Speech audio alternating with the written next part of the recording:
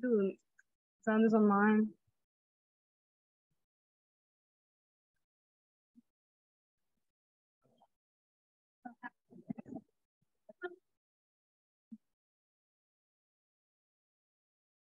No sound.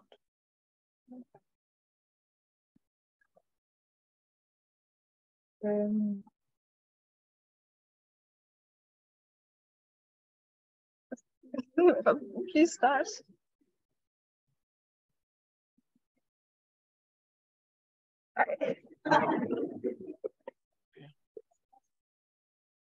Thank you. Time is brief. There's a lot I'd like to cover, so I'll have to keep to a sketchy, rather informal account. The long-term goal of theoretical inquiry is explanation, not just description, which is hard enough. Descriptive inquiries seek to show that this is the way things are. Explanation goes beyond, seeks to show why things are this way and not some other way. It's a much more ambitious endeavor, but it's the goal to keep in mind. In the case of language, inquiry proceeds at two levels. One level is concerned with individual languages. Second and higher level is concerned with the general faculty of language, call it FL for short. FL is the innate endowment that enables a language to be acquired and used. The theory of FL in recent years has been called universal grammar, UG. It's adapting a traditional term to a new context. At the first level, study of individual languages, inquiry seeks a grammar of the language. It's a description of the properties of the language. An adequate grammar must, at the very least, provide a recursive enumeration of the grammatical sentences of the language. Beyond that, it must yield what has sometimes been called the basic property of language, a digital infinity of hierarchically structured expressions, each of which determines, perhaps constitutes a thought, each of which can optionally be externalized into some sensory motor medium. Well, a bold thesis is that generation of thought by the internal language is entirely separated from externalization, which would be an ancillary process. I'll actually assume this. I'll return to some reasons why I think it's correct. In this conception, the internal language consists of the generative rules that satisfy the basic property, along with what's called formal semantics, which should more accurately be termed logical syntax. It's an important matter I'll put aside. One version that fits closely with the theoretical framework I'll be assuming here is the Neo-Davidsonian event semantics, developed most extensively in recent years by Paul Petrosky, Barry Schein. The system for generating thought we can call I language. I here stands for internal, to the individual, and intentional. That's intentional with an S, meaning we are interested in the actual system coded in the brain, not just one that yields the same output. Well, understood in this way, language conforms to a long tradition, goes back to classical Greece, classical India, lasted through the 19th century. Throughout, the core of the tradition regarded language as fundamentally a system of thought, system of audible thought, in the phrase of the 19th century linguist William Dwight Whitney, though we now know that restriction to sound is too narrow. The last great representative of this tradition was Otto Jespersen, who was unfortunately forgotten as the tradition was swept aside in the 20th century by behaviorist and structuralist currents, still virtually unknown. The 20th century innovation takes language to be at its root a system of communication rather than a system of thought, perhaps evolved from animal communication. Recent work seems to me to indicate that the tradition was on the right track and should be picked up and carried forward. That's a highly controversial view today, but I think it's well justified. I'll adopt it here. Well, returning to explanation, the task arises primarily at the higher level, inquiry into FL. Appears to be the case that any human infant can acquire any language with comparable facility. If that's so, then FL is a shared human property. There's also by now substantial evidence that FL is unique to humans, that its fundamental properties have no analog in the rest of the animal world. Well, if these empirical assumptions are correct, as appears to be the case, then FL is a true species property, shared by humans, unique to them in essentials. FL must enable any human infant to acquire any language. That's a condition on UG that has been called explanatory adequacy since the 1950s. Sometimes it's called Plato's problem, as it was formulated by Bertrand Russell. It's the problem of how we can know so much given so little evidence. In other terms, it's the problem of poverty of stimulus, POS. In the early days of the generative enterprise in mid-20th century, it was recognized that the poverty of stimulus problem was quite serious and that standard formulas within the behaviorist frameworks will get nowhere. Their contemporary variants do no better. These early conclusions were established much more firmly as serious experimental inquiry was undertaken in later years into child language acquisition, and from another perspective, from the dissociation of linguistic from other cognitive capacities.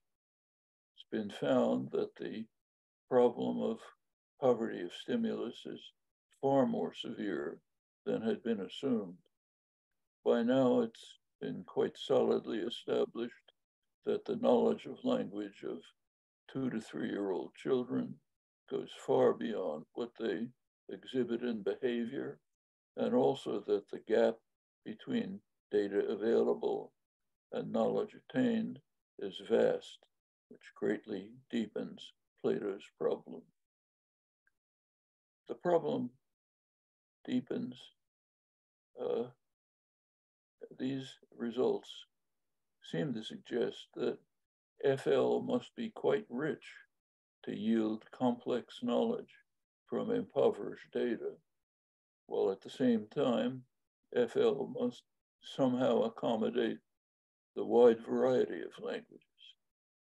It's a serious problem.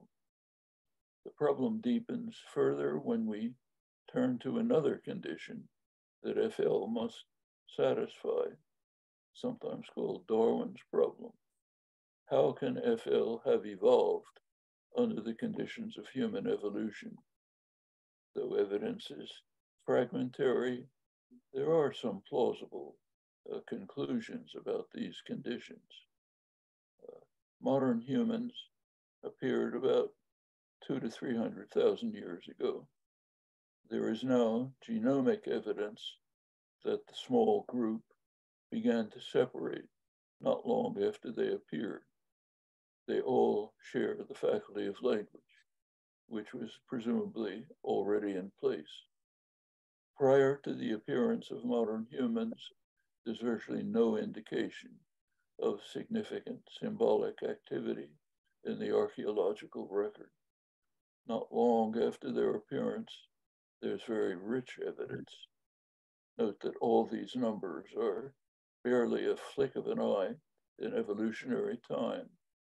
Well, all of this suggests that FL appeared in a narrow window of time, pretty much along with modern humans, with strong evidence that it hasn't changed since. If that's so, we'd expect FL to be very simple. So we therefore face a conundrum.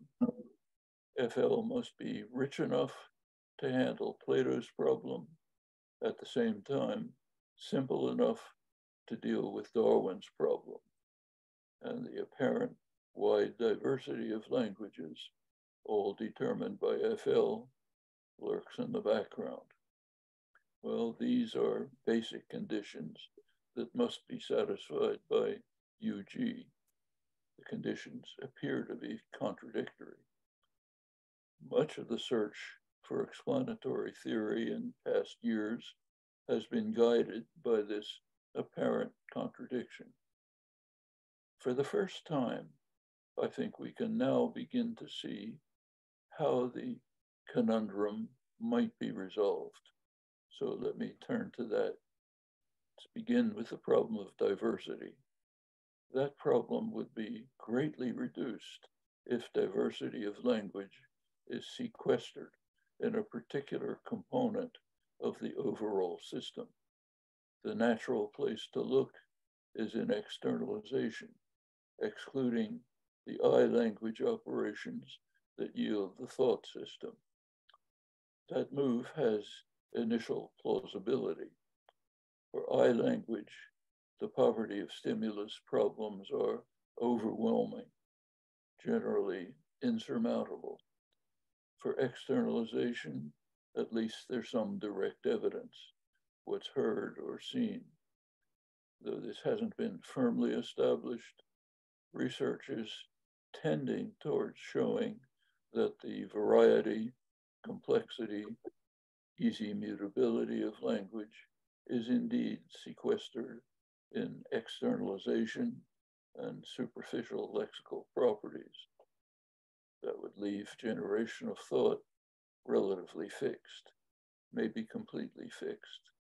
We might someday discover that would vindicate an ancient tradition. If this turns out to be true for language, it would not be very surprising. Externalization is not, strictly speaking, language. Rather, it's an amalgam of the internal system for generation of thought and sensory motor systems that have nothing to do with language and were in place long before language appeared, haven't changed since. We might expect that mapping the internal language system into completely unrelated sensory motor systems would be a complex task, solvable in many ways, easily subject to at least superficial change. And that's the way it increasingly seems to be. If this is basically correct, then the poverty of stimulus problems reduce largely to externalization. That would include linear order, which I'll assume to belong to externalization for reasons to which I'll return. Well, these topics have been extensively discussed particularly since the principles and parameters of the framework was formulated about 40 years ago. That was the first approach that offered at least a potential framework for accounting for acquisition in a feasible manner. There's been very important work since, much of it by Ken Hale and his students, which has shown that languages that appear to be radically different are actually cast to the same mold at deeper levels. One striking example is Ken's student Julie Legate's work on Walpurgi. Pretty remarkable result. A high point in this research was Mark Baker's work on hierarchy of parameters. A major step forward was later taken by Ian Roberts.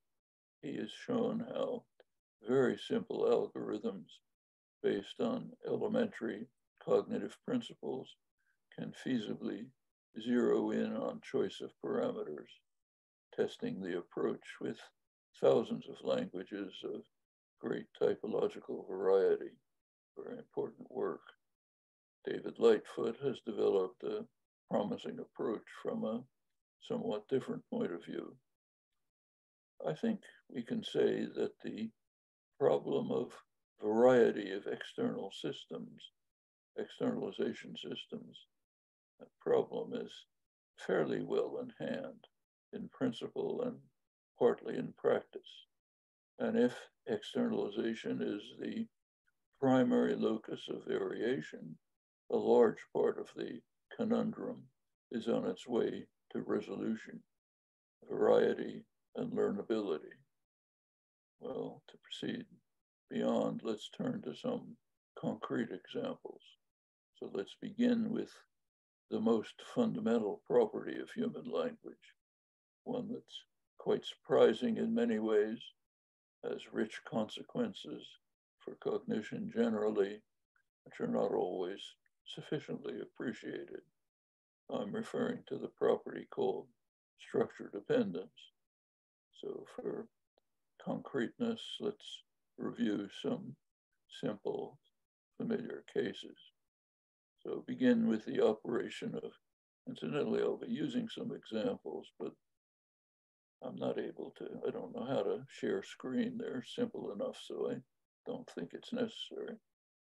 So begin with the operation of construal. That's modification of a verb phrase by an adverb. So consider the sentence. The man who fixed the car carefully packed his tools. It's ambiguous. It can be he fixed the car carefully packed his tools. Put the adverb in the front. Carefully, the man who fixed the car packed his tools. Unambiguous. Carefully packed the tools. That poses a puzzle.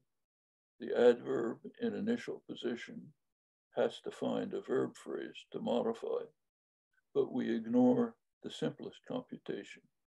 Find the closest verb phrase, which would be fix the car. We reflexively ignore that and choose the more remote verb phrase, packed his tools. It's clear why if you think about the structure of the sentence. The phrase packed his tools is close to the adverb in linear order, but remote in the abstract structure. That's what we attend to, though we never hear it. There's more involved, but this is enough to bring out the basic puzzle. We ignore the simple computation on linear order of words and reflexively carry out a computation on abstract structure. Well, take another example, anaphors. Simplest algorithm is to seek the closest eligible antecedent. as in the boys expect the girls to like each other. The girls like each other, not the boys. But sometimes that fails, as in the sentence, the friends of the boys like each other. Here it's the friends who like each other, not the boys. Well, once again, we ignore reflexively the simplest algorithm, which relies on what we hear, words in linear order, and we use an algorithm that applies to abstract structures that we never hear and that are quite complex. First, identify the subject-noun phrase, then the core element within the noun phrase, and choose that as the antecedent. Well, one last example, take verbal agreement. The bombing of the cities is a crime, not are a crime. The bombings of the city are a crime, not is a crime. Again, reflexively, we ignore the simplest operation, adjacency, carry out an operation that looks quite complex, construct the abstract subject-predicate structure, locate the head of that structure. The observation is generalized. Structure dependence holds of all constructions in all languages. That means that from infancy and on through life, we reflexively ignore 100% of what we hear, words in linear order, and we attend only to what we never hear, abstract structures generated by the mind and operations on these structures. Furthermore, experimental work has shown that the principle is known to children as early as they can be tested, 2 years old, even less.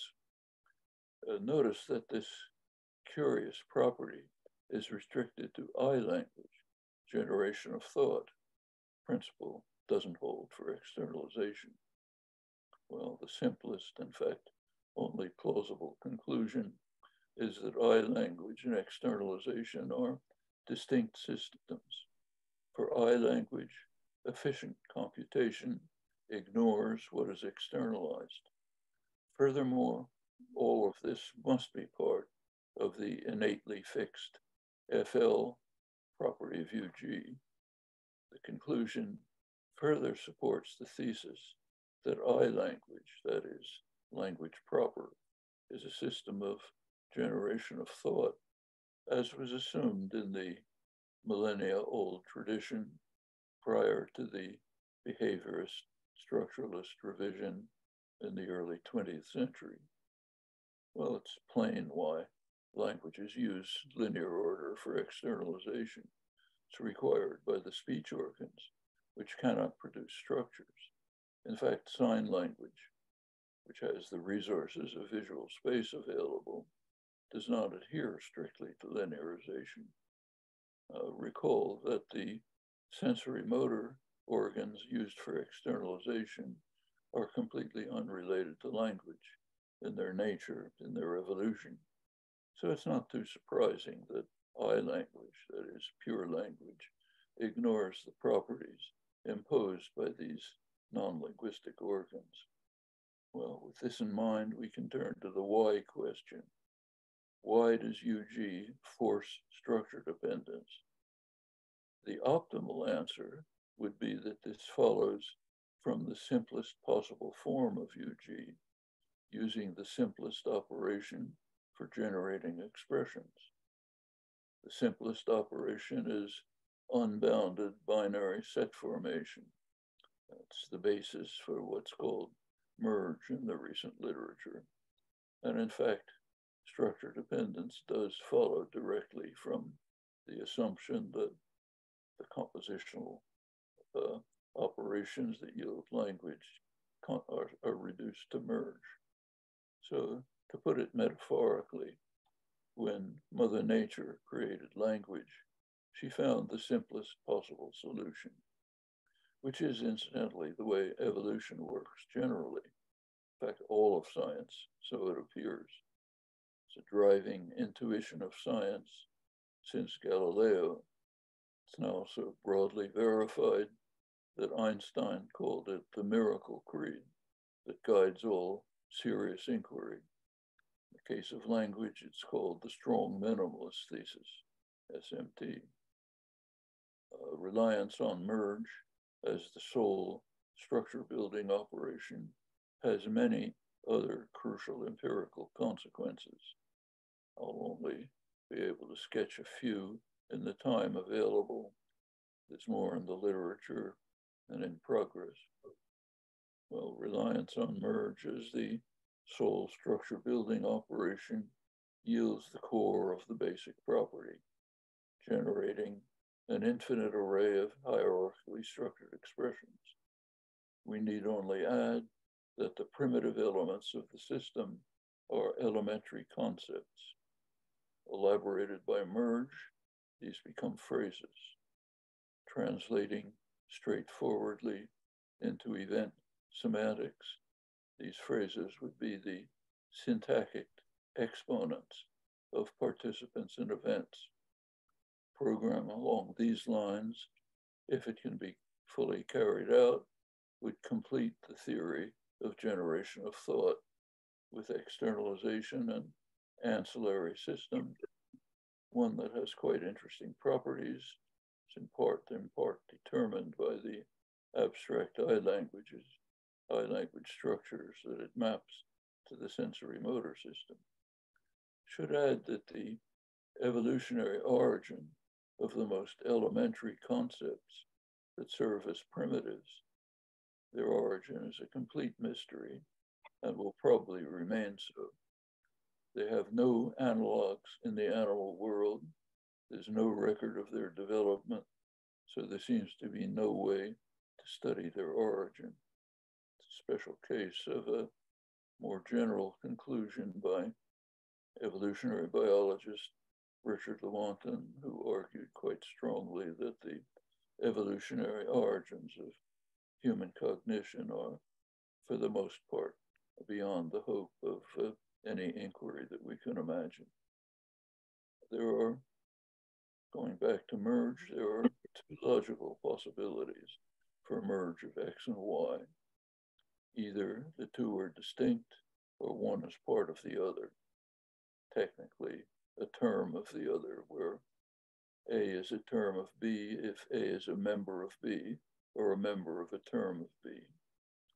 These two options are called external and internal merge, respectively. External merge yields combination, as in read books. Internal merge yields displacement, as in which books did he read, where which books is understood to be the object of read.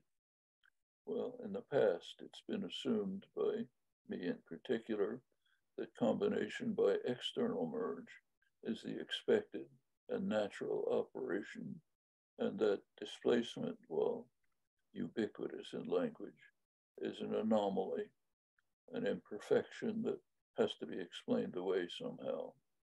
That turns out to be a mistake. In fact, it's internal merge, displacement, that is the preferred operation. Requires far less search than external merge, and it does not require independent construction of the merged element, which can be quite complex, in fact, without bounds. The real question is why language ever resorts to external merge. The answer lies in the fact that eye language generates thoughts, must therefore provide structures in which semantic roles are determined. Basically, theta theory takes a little work, but it can be shown that this can only be done by external merge. Therefore, both displacement and combination will appear in an optimal system, the two subcategories of merge. Well, suppose language just kept to the preferred option, internal merge. With a single lexical item, it would then generate the basis for arithmetic. That raises quite interesting questions, which in fact greatly concerned Darwin and his contemporary Wallace. I'll put them aside here. The strong minimus thesis should not permit an operation of deletion. That would allow far richer systems, even possibly undecidable ones. In externalization, deletion does take place under narrow conditions with interesting motivation and consequences.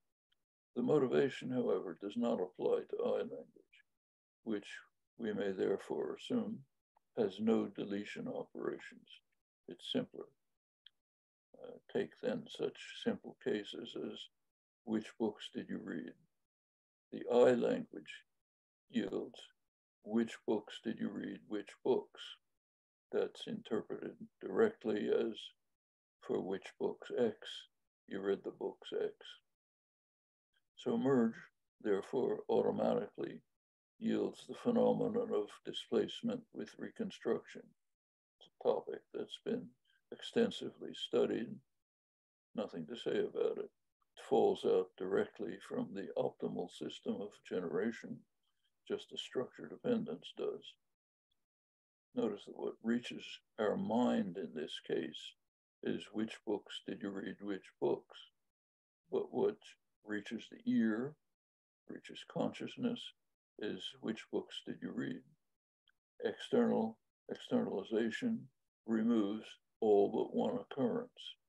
One has to remain to indicate that the operation took place. That's a very general economy condition. Radically reduces both mental computation and execution of articulatory motions. And notice that so-called inner speech is actually externalized speech. In fact, fragments of externalized speech. What's going on in our minds is inaccessible to consciousness, just as we have no conscious insight into the workings of other parts of our body, say the visual system or the huge enteric nervous system, the so-called gut brain, which controls most of the workings of our bodies, very similar to the brain that's up here, but we know something about it only when we have a stomachache. So what that means is that we can study language, internal language, only from the outside, from what philosophers call a third-person perspective. The mind is like other organic systems in that respect, can't introspect into it. The result of the simplest operations is to maximize computational efficiency while yielding what's called a filler gap problem for perception and parsing. The parser finds a WH phrase, like which book, and it has to find the gap that it fills for interpretation. Turns out to be quite complex. One of the major problems in natural language parsing. The program would be radically reduced if the gap were filled, but Mother Nature didn't care about that when designing language. She insisted on finding the most elegant solution, even though that poses difficulties for language use, actually quite serious difficulties as sentences become more complex. That's one of many cases in which computational efficiency conflicts with communicative efficiency. Invariably, communicative efficiency is sacrificed.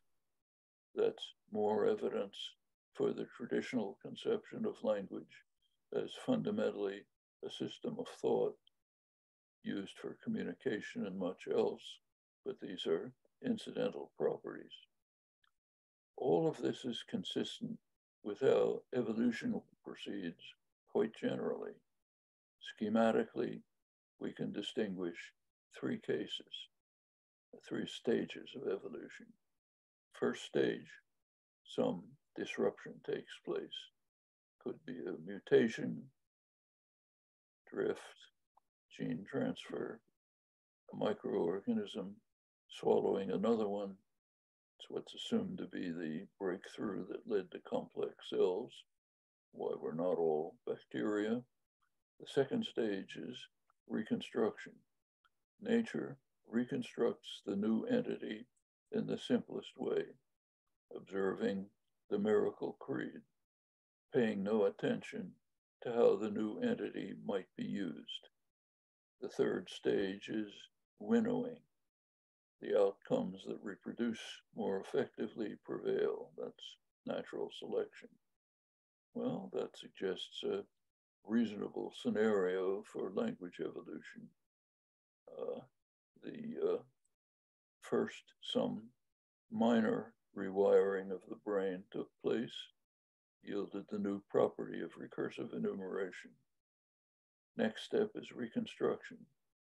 Nature devises the simplest, most elegant way to organize the new system.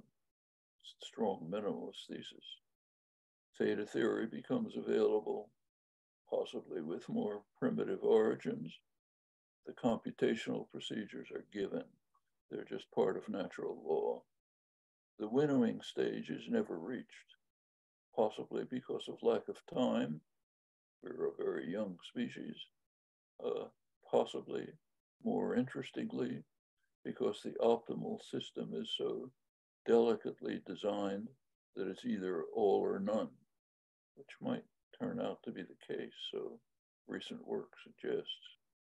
Well, we're approaching an interesting conclusion. I language might be perfect and a common human possession.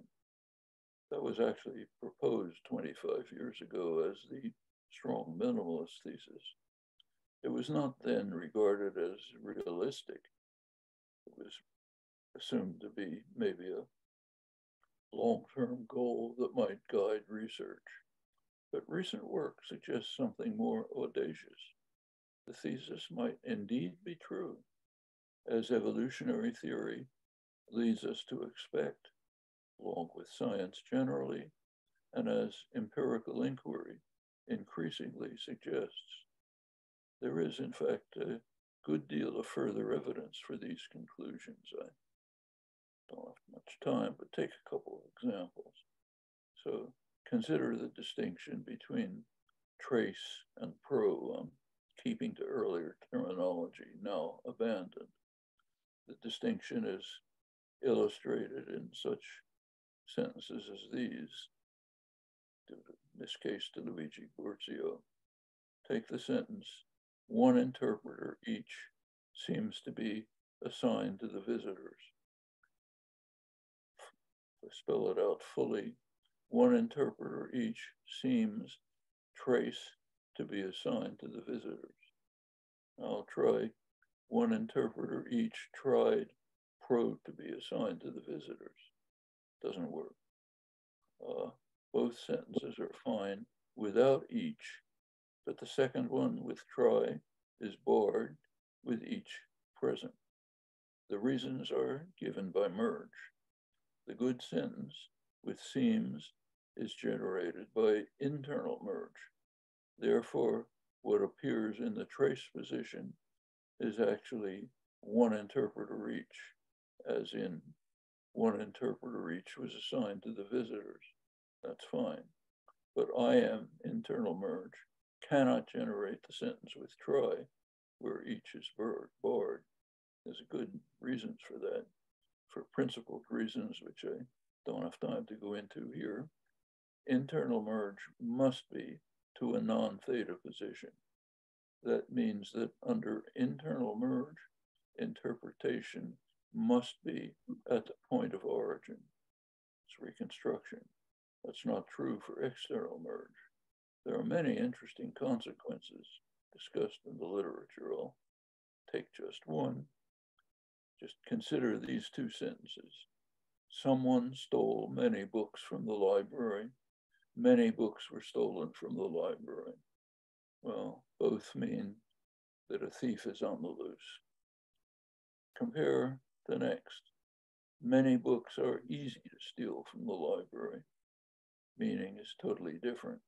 It means that some category of books, maybe history books, is easy to steal. There's a reason.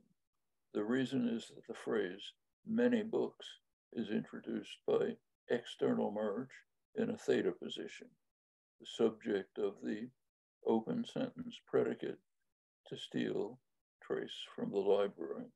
There is a trace, but the phrase many books is not its antecedent. So there's no reconstruction as there is in many books were stolen from the library. There is a straightforward explanation for all of this. Too extensive to spell out, but you can find it in print. For now, just notice that the phenomenon of displacement and reconstruction, these phenomena fall automatically from the strong minimalist thesis with some fairly intricate consequences, again, illustrating the miracle creed.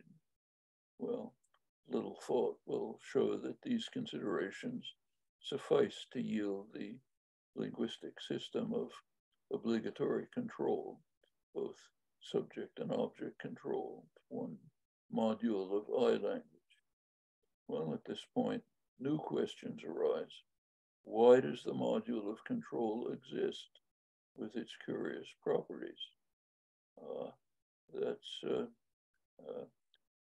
We now actually have an answer to that. I language satisfies the strong minimalist thesis, and language uses the options that it provides. Otherwise, there would be no reason for language to have such systems as subject and object control, along with others that are established on the same grounds. So reversing the reasoning, the existence of these systems provides more evidence that internal language actually observes the strong minimalist thesis. A number of other modules fall into place in a similar manner that includes problems that have resisted even description in the past. Take two examples, head raising and sequences. Head raising is constantly used, but the intended operation is not formulable within any existing framework. Turns out to be dispensable within the framework I'm outlining here. Take sequences. They've been a hopeless problem since the early days of explicit grammar.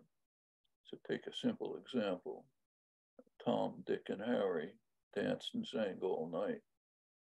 Both the subject and the verb phrase sequences can extend without limit.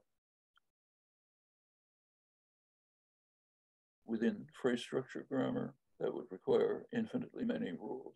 Transformations don't help, nor do any other mechanisms that have been proposed. And the meaning of such expressions also raises questions. So take the sentence, Tom, Dick, and Harry danced and sang all night. That accommodates many different thoughts, and interpretation is not sequential. Also, there's no set of sentences that can express the meanings by conjunction reduction. Interpretation becomes sequential only when the subject and predicate have the same number of conjuncts and some phrase like respectively is added. But that's not part of grammar. That's a discourse property, not part of I language. So you can say Tom, Dick, and Harry are close friends. They even co-author articles. They teach at Harvard, Oxford,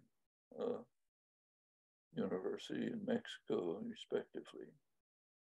So it's therefore unnecessary to add a rule to form sequences, as I've done in earlier work. That was a mistake. For I language, you can keep just a set formation. That's an operation that comes free for all of science. Well, let's move to a related question. Language not only has operations like merge, but it has relations between elements generated. In a system based on merge that generates thought, we'd expect the admissible relations to be both merge-related and theta-related. Keeping to the miracle creed, what relations do we expect? The simplest relation is co-membership in a sisterhood. That's the relation that provides all semantic roles, theta roles, also subjective predication. All of these are formed by external merge. The next most simple relation is term of. It's the basis for internal merge. Proceeding, the next most simple relation holds between X and a term of the sister Y of X. That's C command, the output of internal merge, the basis for many semantic relations. Seems that exhausts the available relations. None but the simplest seem to be available within iLanguage, all theta-related and merge-related. That has far-reaching consequences. So compare, say, propositional calculus, rules of formation for it. It's assumed without comment that all occurrences of inscription have the same interpretation. Any two occurrences of an inscription are copies. This is also trivial, but it's never discussed. But it becomes quite non-trivial when you turn to an organic computational system that meets resource restrictions like language. In language, the copy relation, like others, is restricted to C command. So if you take the sentence, since John likes many people, he hates many people, doesn't mean that John hates many people that he likes. The two occurrences of many people are unrelated. They're not in a C command relation. They're repetitions, not copies.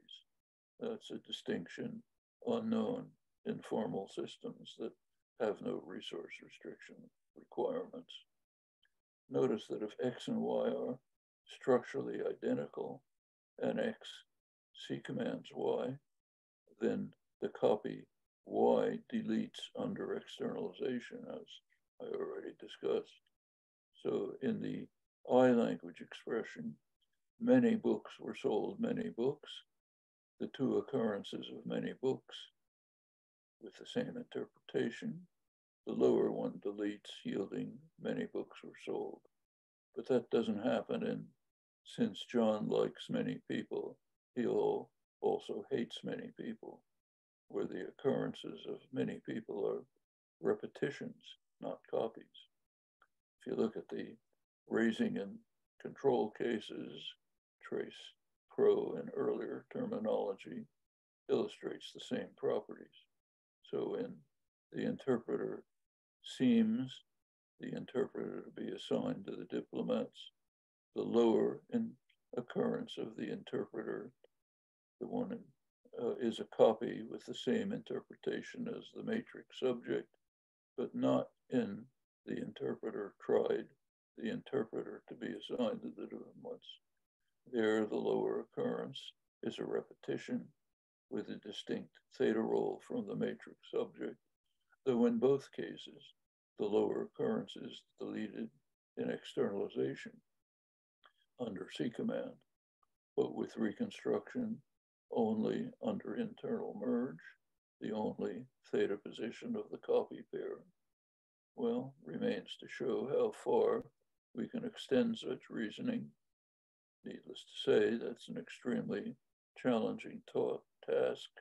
Nothing like it has ever arisen in the study of language and thought. They're promising early steps, far beyond what could have been imagined a few years ago. Just one last remark. Strong minimalist thesis has several functions. One is a disciplinary function. It sharply restricts the options for description and thus deepens explanation. But it also has an enabling function. It provides options for what iLanguage might be, for what modules might exist leaves you an interesting question. Do I languages make use of all the possibilities enabled by the strong minimalist thesis? If so, it might be more than just a guideline for inquiry, as was assumed in the past, but may actually express a fundamental truth about the nature of language, the nature of thought, the most distinctive possessions of this strange species. Thank you.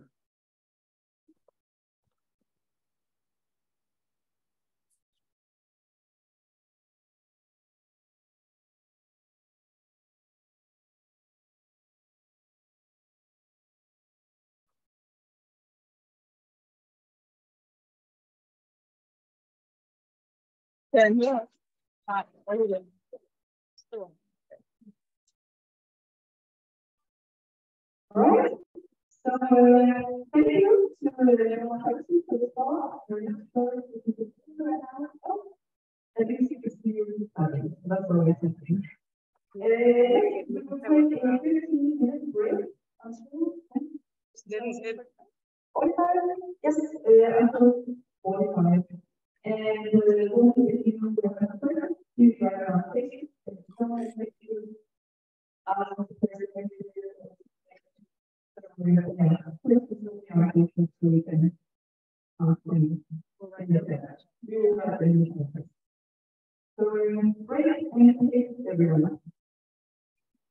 Thank you. See what it is, just feel free to